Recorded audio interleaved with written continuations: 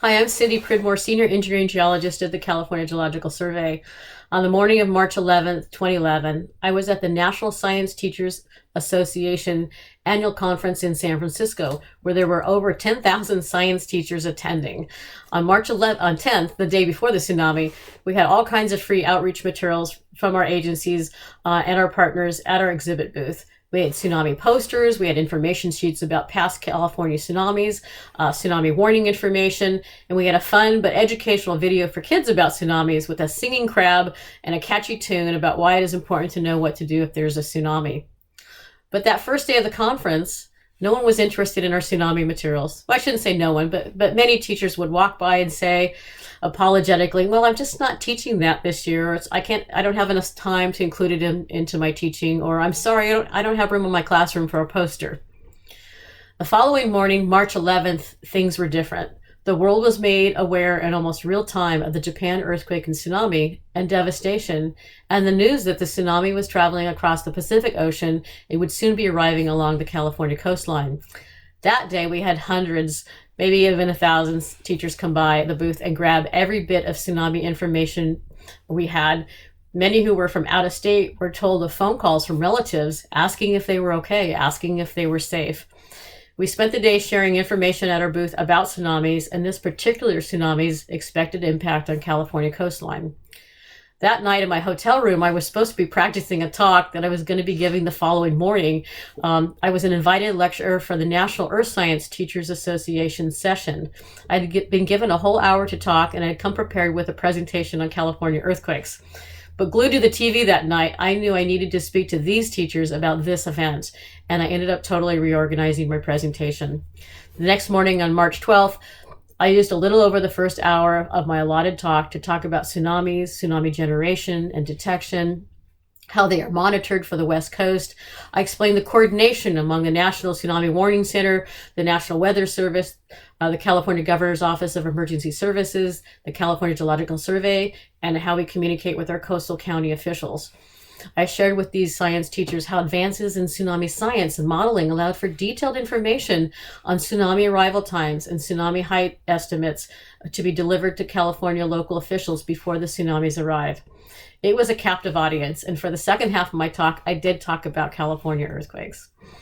At the California Geological Survey information booth for the rest of the conference, we spoke one-on-one with hundreds of teachers from across California and the nation, wanting to know more, many wanting to be able to share this experience with their students back home. Later that week, after I returned from the conference, I was part of one of the field teams of the California Geological Survey that went out to the coastal areas to gather information on damage and collect personal observations and accounts from those who worked near the shoreline. A coworker and I were sent to San Diego County. That portion of the state had been put into an advisory status prior to and during the tsunami, meaning that on-land flooding was not expected, but people should stay away from the beaches. There was the potential for strong and unusual coastal currents. We weren't sure if we'd see much damage as we headed to the southern end of the state, but we were wrong. Even though the water did not flood above the highest tide levels, there was still damage along the coast. In one area, a large marina, a large bait barge had broken loose from its moorings and spun around and smashed the docks and damaged many of the yachts that were tied up there. A lifeguard headquarters tower turned their security camera towards the damaging surges and whirlpools that were forming in the narrow entrance to the marina. And the worst damage had occurred a day after the first surge due to the distant tsunami surges arriving at high tide. There was local news of a family that included a grandparent and a newborn baby that were all going for a walk on a jetty late in the afternoon. People had assumed that the event was over, and they were knocked down by an unexpected surge. Luckily, an off-duty lifeguard who happened to be jogging by rescued the family members and got them back to safety. In San Diego, the harbor police had a boat that broke loose and spun around in the harbor, and one of their Zodiac boats also broke loose and got sucked under a low bridge and just totally destroyed. All this was caught on their own security cameras, but provided valuable information to us who wanted to record and learn from this event. The water looked like a current from a river flowing into the marina. The data gathered from our and other teams up the coast documented over $100 million in damage to California ports and harbors from a tsunami that had traveled over thousands of miles across the Pacific Ocean. Among the hardest hit were Crescent City and Santa Cruz harbors. Basic tsunami awareness and preparedness is not complicated. There's a lot we can share with you and the rest of the public to help them make decisions about how to be better prepared and respond to a tsunami. We all need to be aware, just like the true story of Tilly Smith and the 10-year-old girl from Britain who was vacationing on the coast of Thailand when the 2004 Indian Ocean earthquake occurred. She had learned about the warning signs of an approaching tsunami in her geography class at school just a couple of weeks before her family went on vacation. She warned her family that day at the beach and saved the lives of 100 other tourists that day.